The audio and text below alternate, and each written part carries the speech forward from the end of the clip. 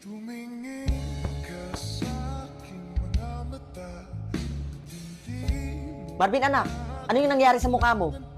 Nakikipagbasag ulo ka?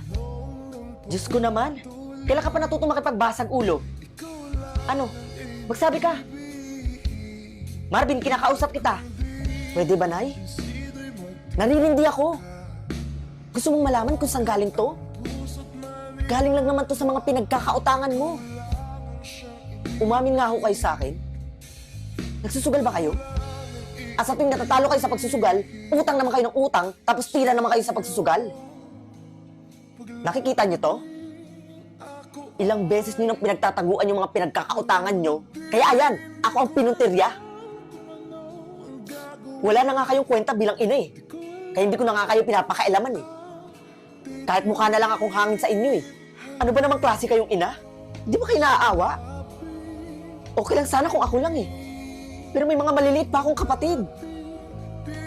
Yung pag-aalaga ko sa kanila, yung pag-aasikaso ko, may narinig ba kayo sa akin?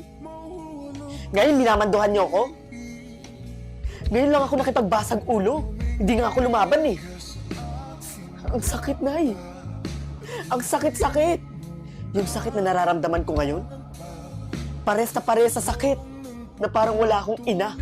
Kahit nandyan ka lang. Ang tagal na namin kayong sinabihan. Nabuhay na natin yung pamilya natin kasi may mga kapatid ako. Ang hirap naman yung magulang, Nay. At para lang matigil sila sa kakabugbog sa akin, binayaran ko na lang yung mga utang mo, Nay. Kahit inipon ko pa yun para may pambaon lang yung mga kapatid ko.